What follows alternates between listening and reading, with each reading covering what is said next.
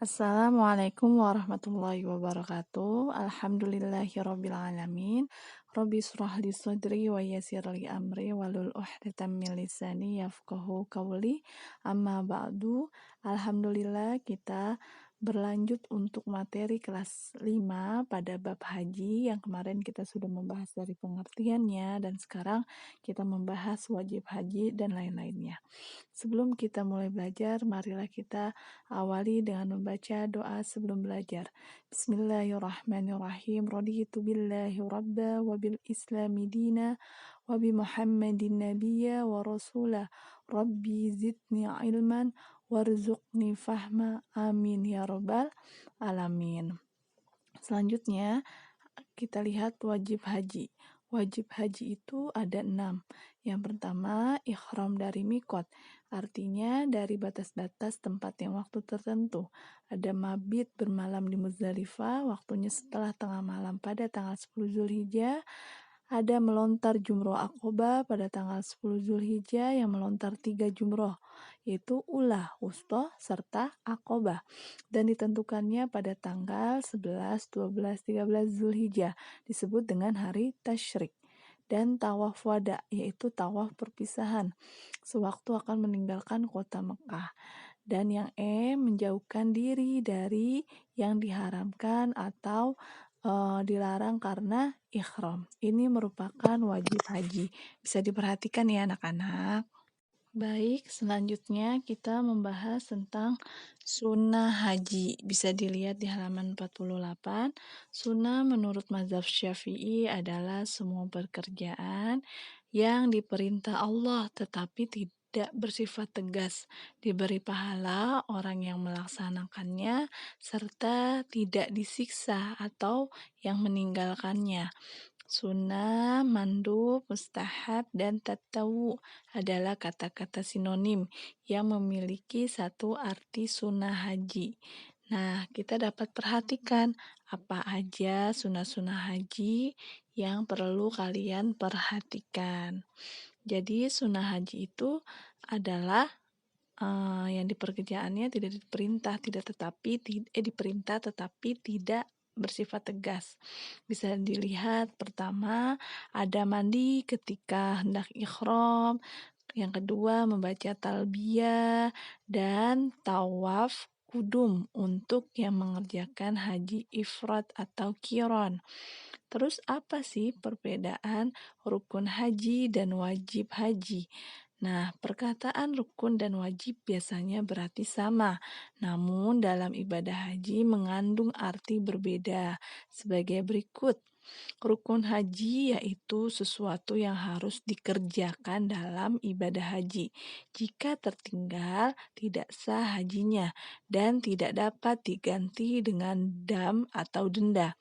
Sedangkan wajib haji itu yaitu sesuatu yang harus dikerjakan dalam ibadah haji, tetapi jika tertinggal dapat diganti dengan dam, denda, dan hajinya menjadi sah. Nah, kalau rukun itu tidak sah hajinya dan tidak dapat diganti dengan dam.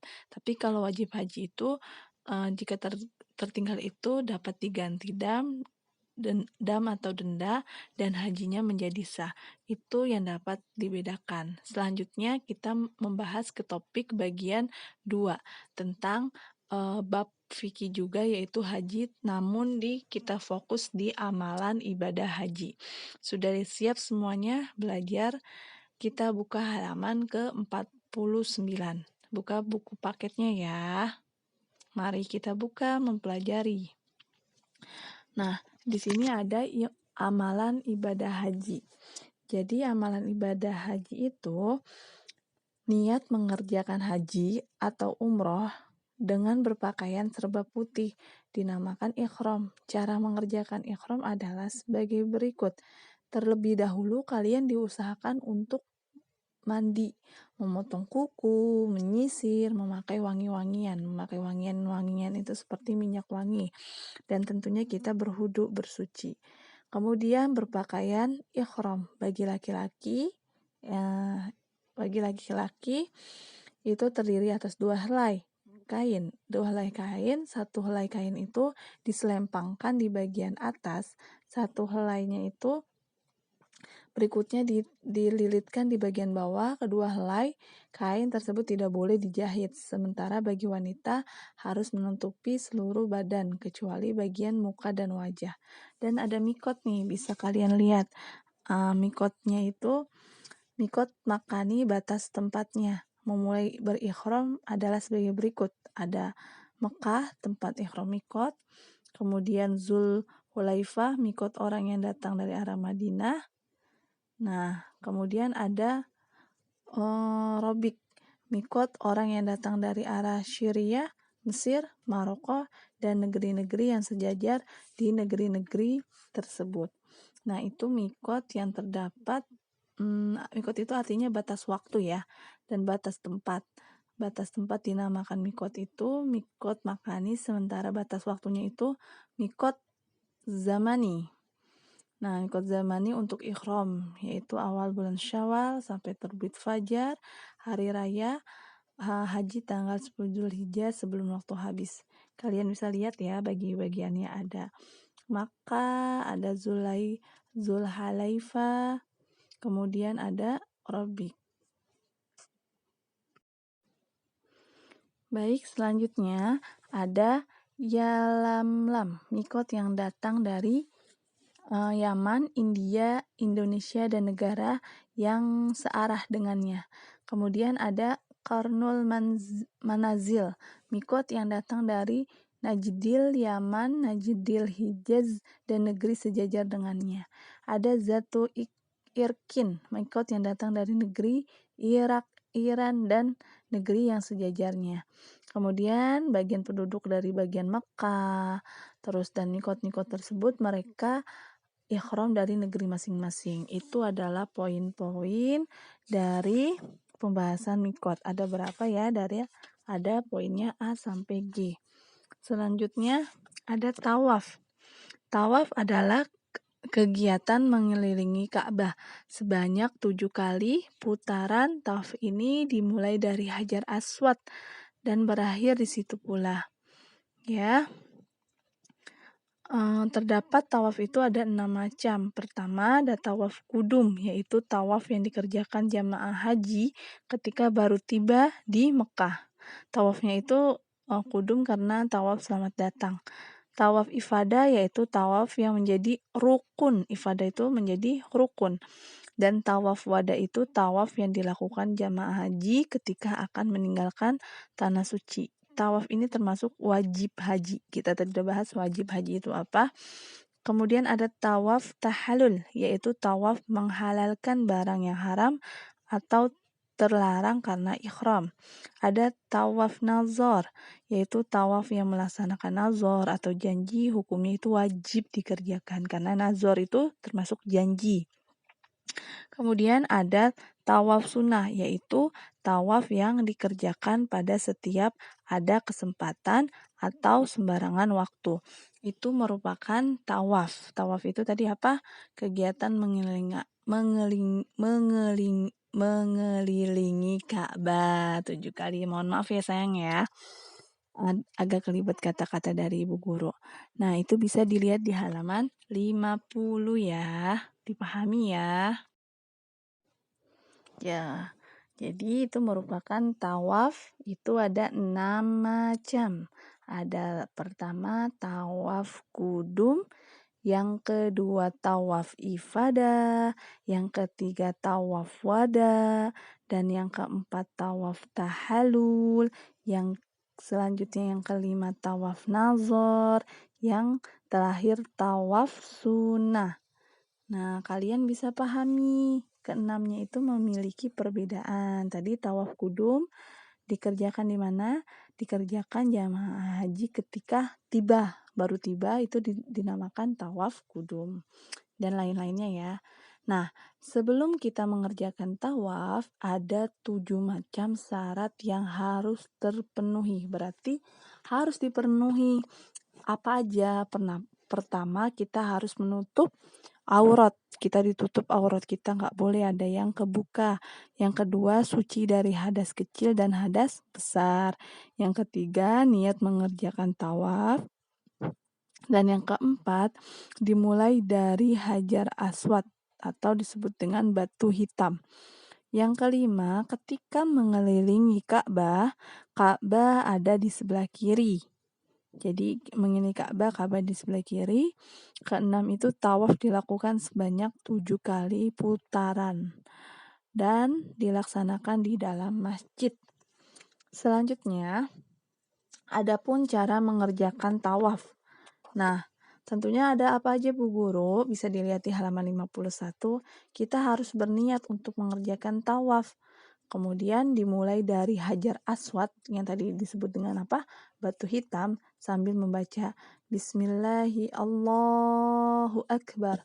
Kemudian menciumnya, bila tidak mampu cukup dengan isyarat saja. Kemudian berjalan mengelilingi Ka'bah sampai 7 kali putaran sambil membaca doa-doa. Selesai tawaf berdoa di multazam, yaitu tempat mustajab yang berada di antara Hajar Aswad depan pintu Ka'bah.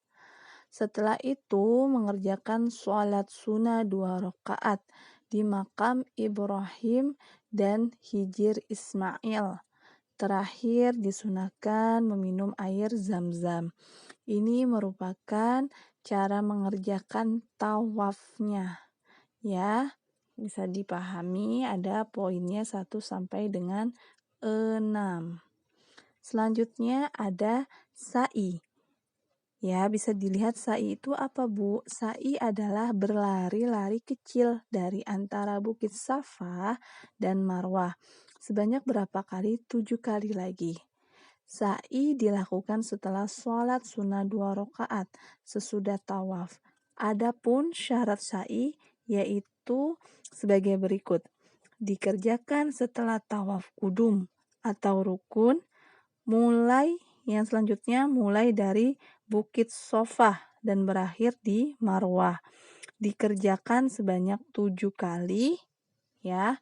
Kemudian dilakukan di mas'a atau di tempat sya'i. Itu merupakan pembahasan tentang sya'i. Ada poin-poinnya, yaitu poin A sampai dengan poin D. Bisa dipahami. Pertama tentunya dikerjakan setelah tawaf kudum, mulai dari Bukit Safa dan berakhir di Marwah, dan dikerjakan sebanyak 7 kali, dilakukan di mas'a atau tempat sa'i. Oke, itu pembahasan tentang sa'i. Bisa dipahami dulu ya, kalian harus membedakan apa itu tawaf, apa itu sa'i, walaupun 7 kali tapi cara pelaksanaannya yang berbeda. Kemudian kita bisa melihat, nah ini juga ada cara mengerjakan niat sa'i. Niat sa'i itu ada niat sa'i haji atau umroh, ada bacaannya nih ya. Kemudian dari Bukit Sofa menghadap ke Ka'bah membaca takbir 3 kali. Allahu Akbar, Allahu Akbar, Allahu Akbar. La ilaha illallah wahdahu la syarika lah, lahu mulku wa lahul hamdu wa huwa ala kulli syai'in qadir. La ilaha illallah wahdahu la syarika lah, sadaqa wa'dah wa nasara 'abdah wa 'azza jundahu wa 'azamal ahzaba wahdah. Nah, ini selanjutnya ada, bisa dilihat poin ketiga, mulai melangkah dari sofa menuju Marwah sambil terus membaca. Yang keempat, berjalan lari kecil-kecil dari Safa ke Marwah dihitungi 1 kali. Yang kelima, setelah dikerjakan 7 kali di Marwah, diteruskan di tahalul. Tahalul itu apa? Tahalul itu menghitung rambut, paling sedikit 3 helai rambut. Selanjutnya ada apa, Bu Guru? Ada wukuf di Padang Arafah. Wukuf di Padang Arafah yaitu pada tanggal 8 Zulhijjah. Setelah sholat zuhur atau asar, seluruh jamaah itu bersiap-siap menuju Padang Arafah. Jadi ketika asar mereka bersiap-siap. Menjelang waktu maghrib, jamaah haji sampai menginap di Arafah, menunggu waktu wukuf. Pada saat wukuf, hendaknya sholat zuhur dan asar di jamak qashar. digabungkan, diringkas, sebaiknya dikerjakan berjamaah. Selesai sholat, hendaknya memperbanyak ibadah lain dengan membanyak istighfar, membaca Al-Quran, zikir, tahlil, tasbih, tahmid, dan doa. Sesudah matahari terbenam, selesai wukuf, jamaah haji menuju Muzdalifah untuk bermalam di sana. Ini merupakan wukuf di Padang Arafah ya, bisa dipahami semuanya.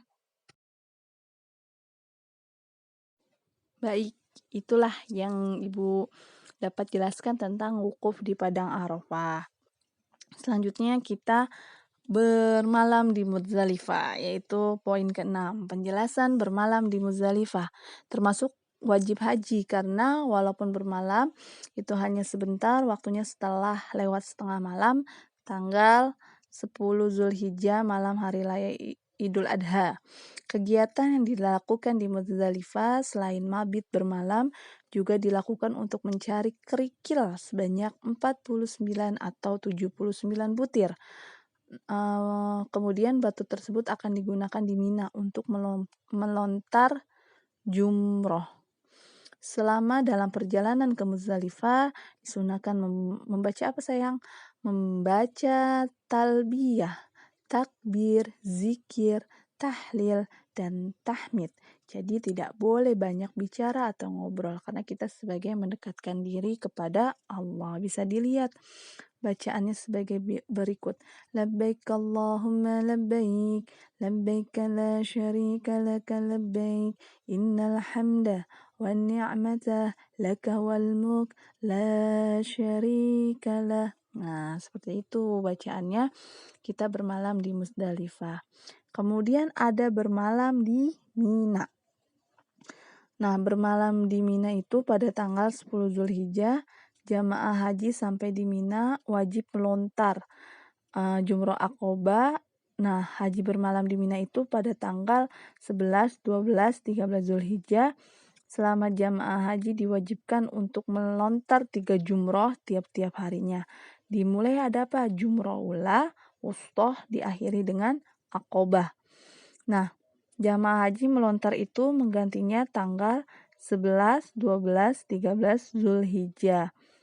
Nah, di sini juga 11, 12, 13 Zulhijjah hal yang tersebut dilakukan. Pertama ada apa aja? Ada alat melontar, harus batu kerikil.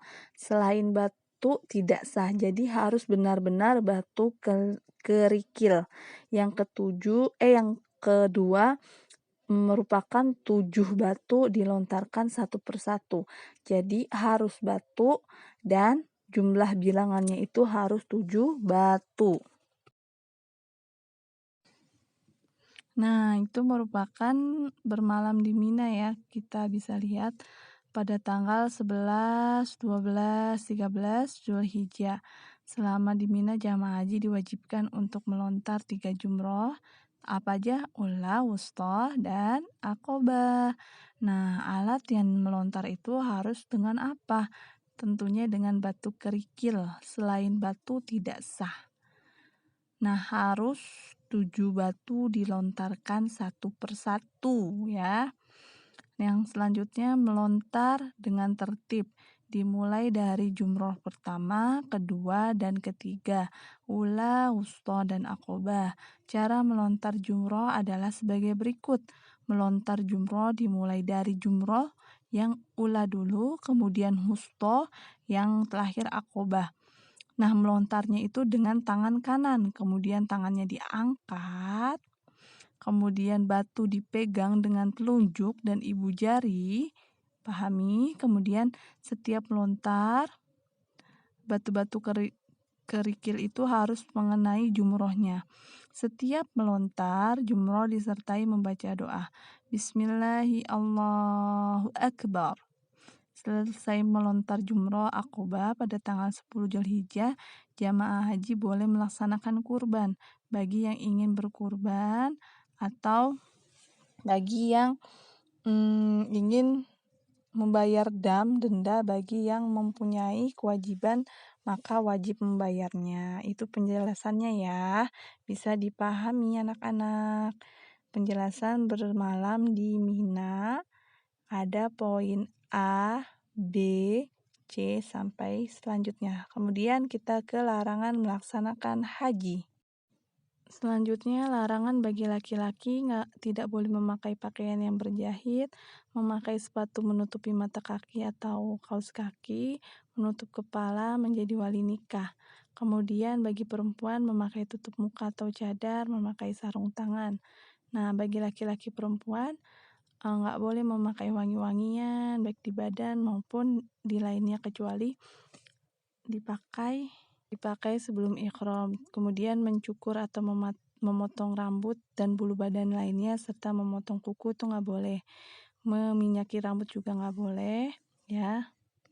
Berburu-buru juga tidak boleh dilaksanakan. Nah, tidak boleh memotong mencabut pohonan yang di tanah suci, menikah juga nggak boleh. Tentunya berhubungan dengan suami istri juga tidak boleh. Mencaci, bertengkar, atau mengucapkan kata kotor juga tidak boleh, ya. Itu penjelasan dari hal-hal yang kalian bisa lihat larangannya.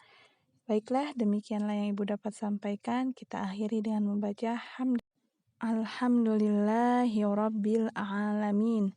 Demikianlah. Wassalamualaikum warahmatullahi wabarakatuh.